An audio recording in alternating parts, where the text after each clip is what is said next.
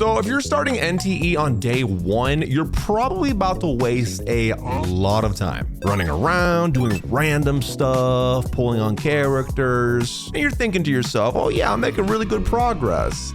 Hate to break it to you, not really. At least not in the best way possible. Because after playing this game in early access for a few days, I realized that the way you start this game is actually way more important than I expected. So if you're starting the game at launch, I'm going to show you exactly what you should be doing on your first day, what actually matters early, and pretty much how to not brick your account. So when I first loaded into NTE, I was treating it like any other typical gacha game. You follow the story, you go through the tutorials, and then you continue to do the story. And at first, you know, it feels fine. But then I realized that this game isn't just about running around and doing random stuff. It's about unlocking the features that are gonna really help you move your account forward. So if you're starting fresh, this is what you actually should be doing first. First thing, and you probably didn't see this coming, but progress through the main story. I know.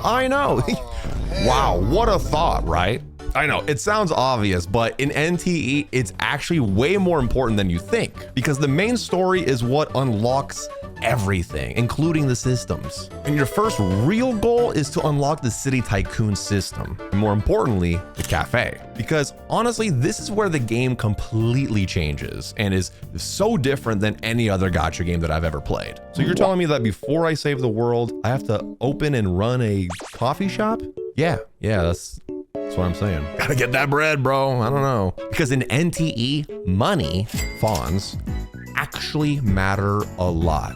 Kind of like real life. And there are so many different activities that give you fawns, including the bank heist that you can do once a week. I think this gives you about 1 million fawns per week. So make sure to do that as well. But yeah, earning fawns in this game is the most important thing probably that this game centers around. So make sure you're not ignoring that. You use it for progression, systems, upgrades. It basically fuels everything in the game. And once you unlock the cafe, you start to earn passive income. Because remember, this game is pretty much anime GTA. Wait, can I fight the cops? Can I steal a cop car? And the earlier that you unlock this and actually put in time into it, the faster your entire account will be progressing. Because I feel like this is where a lot of people are gonna mess up. They're just gonna go out and explore too early and kind of ignore the cafe and tycoon system and just go off and do other things. So don't do that. Make sure you get your bag up by opening a cafe. Yeah.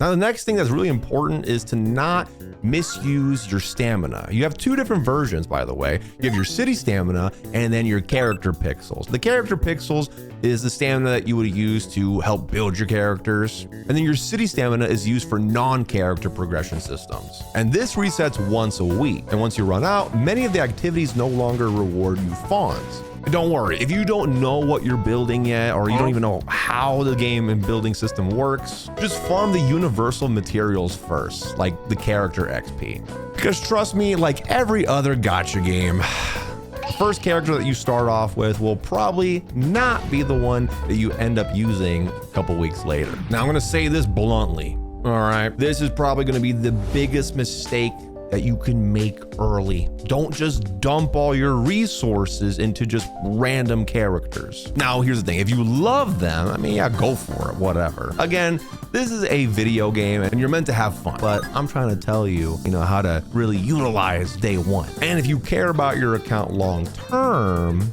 just be patient. Now, this is the part that you've all been waiting for. Doro, you keep saying this is a gacha game.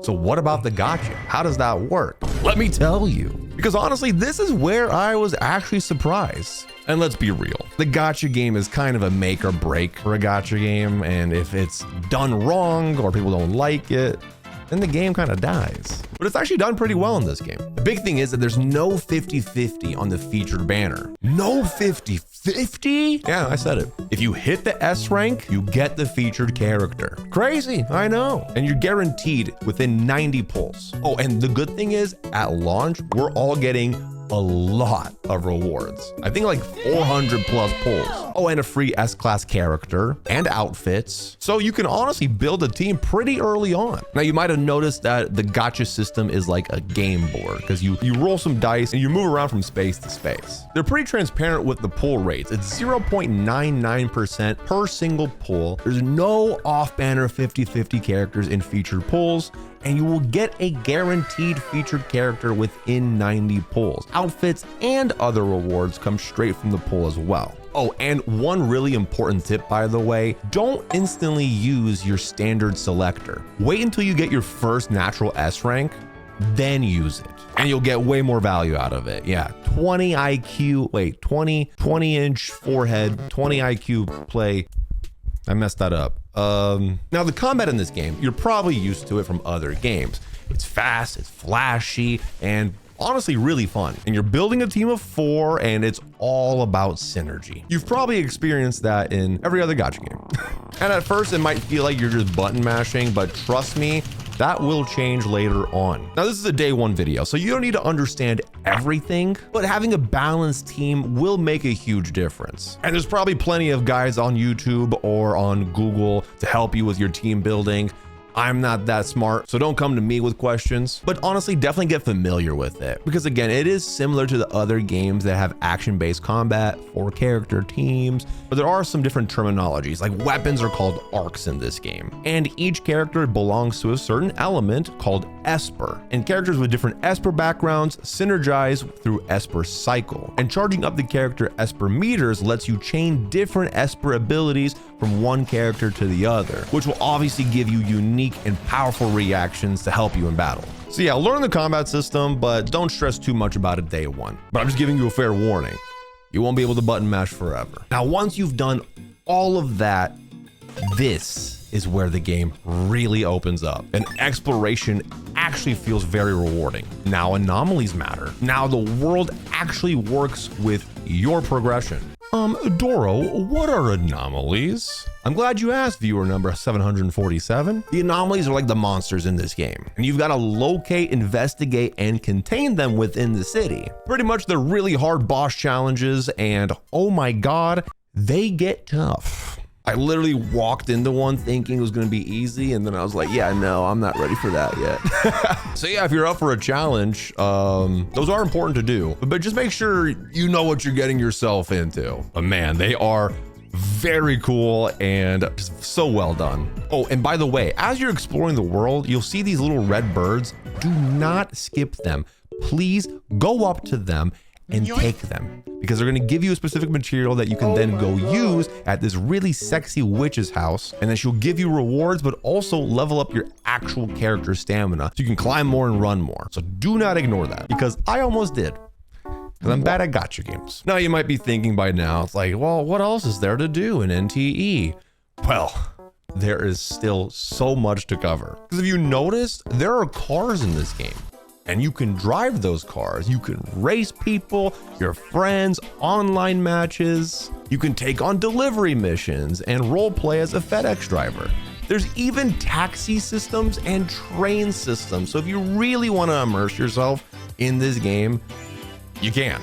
Oh, and then one of my favorite things is that you can actually customize the cars. The way they drive and feel, their speed, the way they look. Like this, for me personally, is like my favorite thing. And if you're a car person like me, they're even collabing with Porsche. And there's gonna be a dedicated Porsche store in the game that you can go to and buy one of their cars, which is absolutely mind-boggling. I don't even know how they were able to pull that off. Oh, and talking about collabs as well, I forgot, they're collabing with one of my favorite games of all time, Persona 5. And you'll be able to play the game with Persona 5 music playing in the background, which if you've never played Persona, just trust me, it's peak music. And that is such a huge collab that it just makes my heart happy. I just really want to imagine like the email exchange of NTE to Porsche. Like, hey, a new anime GTA gacha game's coming out. We love your cars.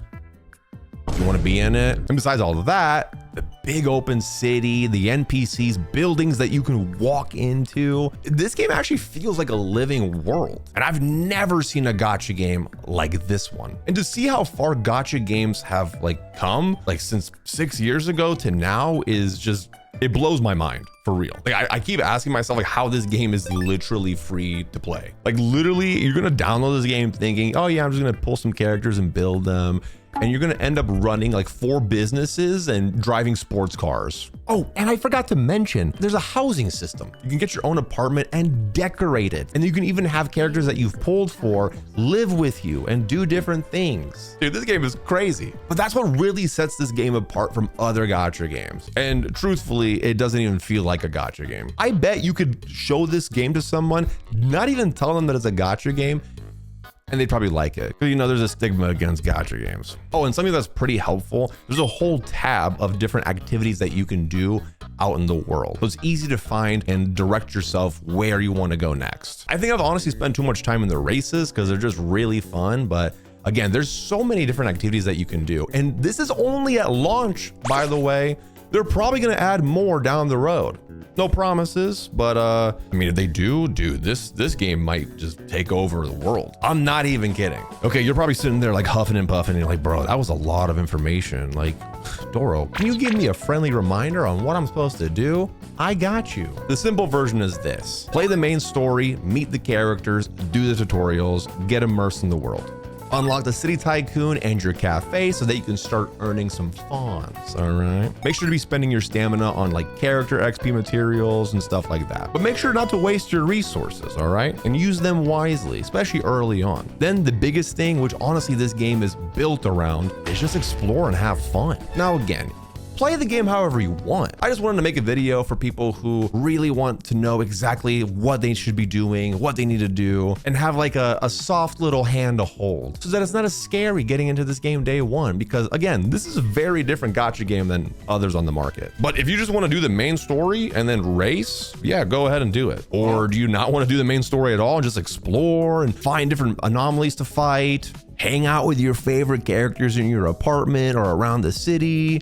You can do that, do whatever you want. But with that being said, I hope this video helped you out and at least helped guide you a little bit, because honestly, NTE has really surprised me, and it's not just a gacha game. It's a mix of open world, RPG, sandbox, anime GTA, and dude, it's just fun. And the game launches on April 29th. And it's free to play, cross-platform on PC, mobile, PS5, and Mac, and you'll get a ton of rewards at the start, 400 plus pulls, and a free S-rank character. So if you're interested, I would definitely check it out if I were you. Just remember, unlock the cafe first. You'll thank me later.